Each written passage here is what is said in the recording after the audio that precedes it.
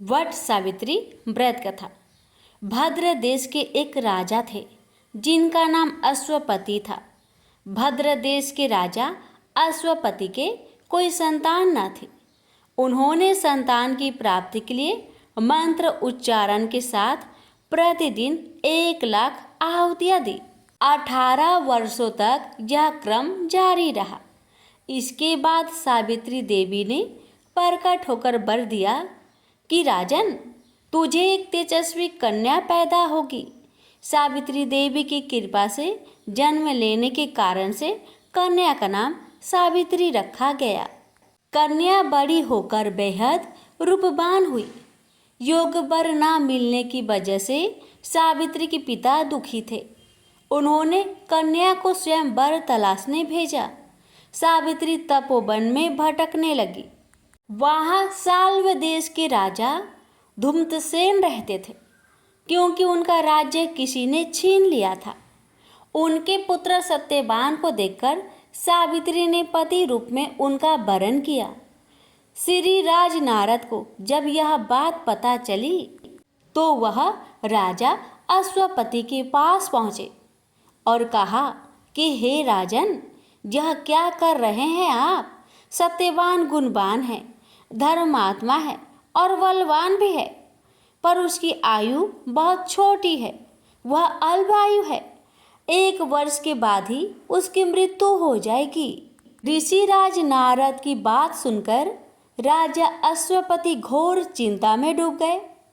सावित्री ने उनसे कारण पूछा तो राजा ने कहा, पुत्री, तुमने जिस राजकुमार को अपने वर के रूप में चुना है वह अल्प आयु है। तुम्हें किसी और को अपना जीवन साथी बनाना चाहिए। इस पर सावित्री ने कहा कि पिताजी, आर्य कन्याएं अपने पति का एक बार ही वरण करती है।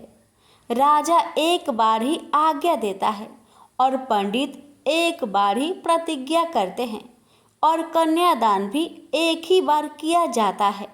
सावित्री हठ करने लगी और बोली, मैं सत्यवान से ही विवाह करूंगी।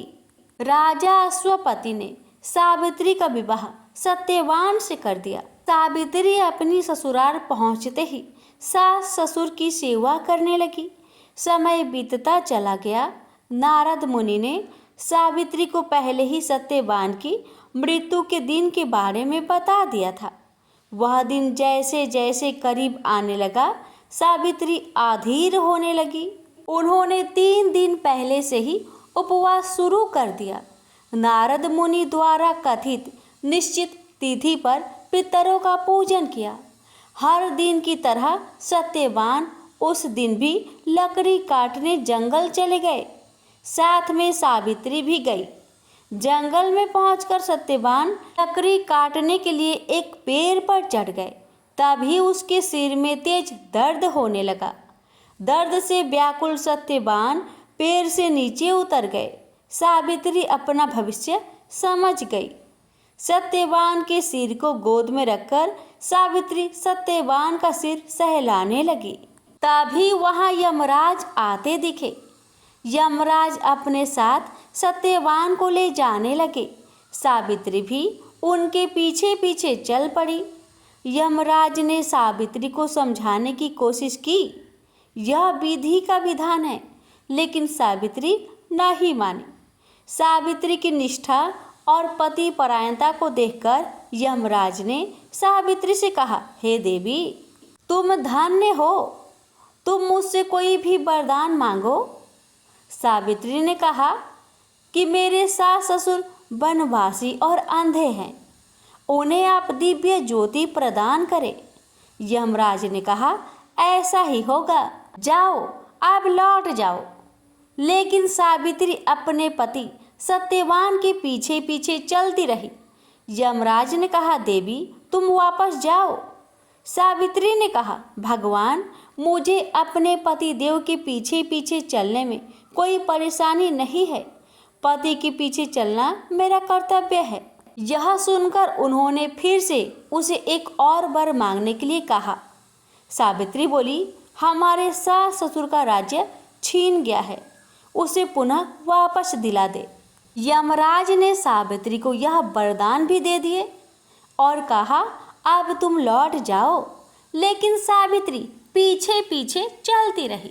यमराज ने सावित्री को तीसरा वरदान मांगने को कहा। इस पर सावित्री ने 100 संतानों और सौभाग्य का वरदान मांगा। यमराज ने इसका वरदान भी सावित्री को दे दिया। सावित्री ने यमराज से कहा कि हे प्रभु, मैं एक पतिव्रता पत्नी हूँ और आपने मुझे पुत्रवती होने का आशीर्वाद दिया है। यह सुनकर यमराज को सत्यवान के प्राण छोड़ने पड़े और यमराज अंतर्ध्यान हो गए और सावित्री उसी वट वृक्ष के पास आ गई जहाँ उसके पति का मृत शरीर पड़ा था।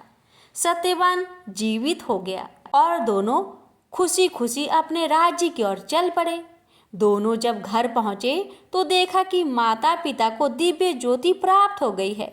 इस प्रकार सावित्री सत्यवान चिरकाल तक राज्य सुख भोगते रहे। अतः पतिव्रता सावित्री के अनुरूप ही प्रथम अपने सास ससुर का उचित पूजन करने के साथ ही अन्य विधियों को प्रारंभ करें। बट सावित्री व्रत करने और इस कथा को सुनने से उपासक के वैवाहिक जीवन या जीवन साथी की आयु पर किसी प्रकार का कोई संकट आया भी हो तो वो टल जाता है। प्रेम से बोलिए यमराज भगवान की जय, सावित्री माता की जय, सत्यवान की जय। वट सावित्री के दिन किए जाने वाले उपाय। वट सावित्री व्रत वाले दिन आप देव वृक्ष कहे जाने वाले बरगद के पेड़ के नीचे बैठकर सत्यवान और सावित्री की पूजा करें। वट वृक्ष की 7 या 11 बार परिक्रमा करते हुए उसमें कच्चा सूत लपेट दे। कच्चा सूत ना मिले तो रक्षा सूत्र भी लपेट सकते हैं। उसके बाद वट वृक्ष को जल अर्पित करें। वट सावित्री व्रत की कथा सुने। इसके बाद यम से पति की लंबी आयु की प्रार्थना करें। उनके आशीर्वाद से आपके जीवन साथी सुरक्षित और दीर्घ आयु हो सकते हैं। यदि आपके वैवाहिक जीवन में कलह है तो उसे दूर करने और खुशहाल बनाने के लिए वट सावित्री व्रत के दिन वट वृक्ष के नीचे भगवान विष्णु और माता लक्ष्मी की पूजा करें। वहाँ पर घी का एक दीपक जलाए। पति के साथ बरगद वृक्ष की 11 बार परिक्रमा करें। लक्ष्मी नारायण के आशीर्वाद से आपका वैवाहिक जीवन सुखमय होगा। आपसे संभव है तो यह उपाय प्रतिदिन भी कर सकती हैं। अगर आपकी आर्थिक स्थिति ठीक नहीं है और आप पर कर्ज का बोझ बढ़ गया है तो आप वट सावित्री व्रत के अवसर पर माता लक्ष्मी की पूजा करें। माता लक्ष्मी को पीले रंग की 11 कौड़ियाँ चढ़ाए। पीली कौड़ियाँ नहीं है तो सफ़ेद कौड़ियों पर हल्दी लगाकर चढ़ा सकते हैं। पूजा के बाद उन कौड़ियों को एक लाल कपड़े में बांधकर तिजोरी में रख दे। धार्मिक मान्यताओं के अनुसार ऐसा करने से आपके धन संपत्ति में वृद्धि हो सकती है और आर्थिक स्थिति में सुधार हो सकता है।